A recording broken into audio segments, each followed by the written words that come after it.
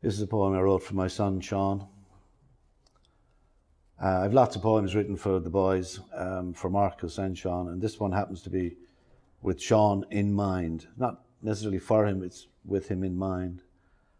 The small picture. It could be that stained glass panel by Oisin Kelly of St. Bridget kneading bread, or Paul Henry's turf stacks on the bog, that pull me back from the brink of drowning in the big picture, the one that diverts our attention, keeps us from seeing the small things, life's little freedoms.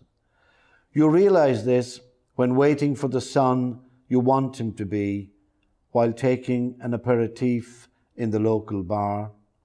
Thoughts of your own father when you noticed a similar stance, a gesture which you consciously tried to alter until you gave up the ghost and accepted him for who he was. The way your son does when he enters and embraces, both at ease in each other's company.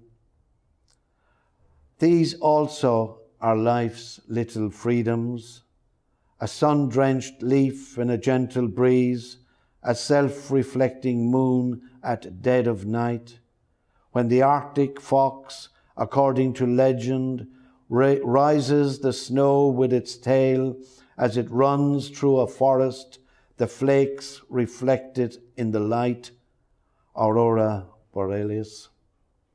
The small picture, a sudden realization that can take an eternity, like the light of a dead star reaching us, or the way your son finds his feet in his own time.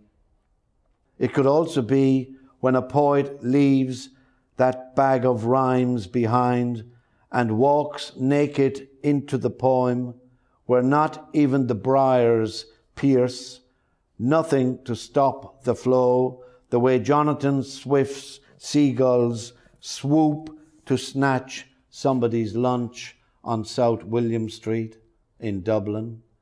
Or it could be a photograph of a waterfall from the angel's jump to the devil's basin, a neat connection and one I bear in mind to keep the chaos at bay, as simple as that old saying in Irish, Mull an oige agus tuigfig sí, praise the young and they will flourish, a small gesture of enormous consequence.